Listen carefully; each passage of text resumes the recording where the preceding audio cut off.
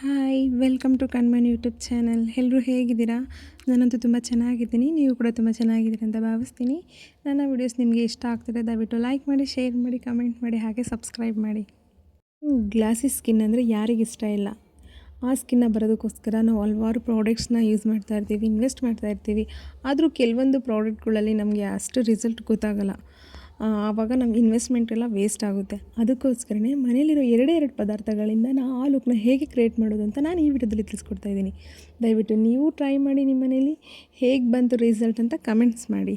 ಒಂದು ಬೌಲಿಗೆ 2 2 spoon chia seeds ಹಾಕಿ, ನಂತರ ಸ್ವಲ್ಪ ರಾ ಮಿಲ್ಕ್ ಹಾಕಿ, ಹಾಗೆ 20 ಮಿನಿಟ್ಸ್ ಹಾಕಿ ನೆನೆಯೋಕ್ಕೆ ಬಿಡಬೇಕು. ಅದು ಚೆನ್ನಾಗಿ ನೆನ್ಕೋಬೇಕು.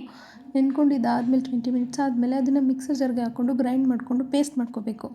ಪೇಸ್ಟ್ ಆಗಿದ ನಂತರ ಅದನ್ನು ಸ್ಕಿನ್ಗೆ ಅಪ್ಲೈ ಮಾಡ್ತಾ ಹೋಗಬೇಕು. ಇಲ್ಲ ಫುಲ್ಲು ಪ್ಯಾಚಿ ಥರ ಬಂದುಬಿಡುತ್ತೆ. ಯಾಕಂದರೆ ಅದು ಸರಿಯಾಗಿ ಸ್ಕಿನ್ ಮೇಲೆ ಅಷ್ಟು ಬೇಗ ಕೂತ್ಕೊಳಲ್ಲ. ಹಾಗಾಗಿ ನಾನು ಲೇಯರ್ ಮೇಲೆ ಲೇಯರ್ ಹಚ್ಬಿಟ್ಟಿದ್ದೀನಿ. ನೀವು ಬೇಕಂದರೆ ಸಿಂಗಲ್ ಲೇಯರಲ್ಲಿ ಕೂಡ ಫಿನಿಷ್ ಮಾಡ್ಬೋದು. ಬಟ್ ನಾನು ಅದು ಲೇಯರ್ ಮೇಲೆ ಲೇಯರ್ ಹಚ್ಚಿದ್ದೀನಿ. ಬಟ್ ಅದರ ರಿಸಲ್ಟ್ ಮಾತ್ರ ತುಂಬಾ ಚೆನ್ನಾಗಿದೆ. ಮುಖದ ಮೇಲಿರೋ ಪಿಗ್ಮೆಂಟೇಷನ್ ಆಗ್ಬೋದು, ಡಾರ್ಕ್ ಸರ್ಕಲ್ ಆಗ್ಬೋದು, ಏನೇ ಪ್ರಾಬ್ಲಮ್ ಇದ್ದರೂ ಇದು ಬೆಸ್ಟ್ ಸೊಲ್ಯೂಷನ್ ಅಂತಲೇ ಹೇಳ್ಬೋದು. ನೀವು ಕೂಡ ಒಂದು ಸಲ ಟ್ರೈ ಮಾಡಿ, ನಿಮಗೆ ಆ ರಿಸಲ್ಟ್ ಗೊತ್ತಾಗುತ್ತೆ. ಒಂದೇ ಒಂದು ಸಲ ಟ್ರೈ ಮಾಡಿ ಮತ್ತೆ ನೀವು ಟ್ರೈ ಮಾಡ್ತಾನೆ ಇರ್ತೀರ. ಯಾಕಂದರೆ ಅಷ್ಟು ಬೆಸ್ಟ್ ರಿಸಲ್ಟ್ನ ಕೊಟ್ಟಿದೆ ಅಂತಲೇ ಹೇಳ್ಬೋದು. ಈ ಒಂದು ರೆಮಿಡಿ ನೀವು ಕೂಡ ಖಂಡಿತ ಟ್ರೈ ಮಾಡಿ, ರಿಸಲ್ಟ್ ಹೇಗಿದೆ ಅಂತ ಕಾಮೆಂಟ್ಸ್ ಮಾಡಿ.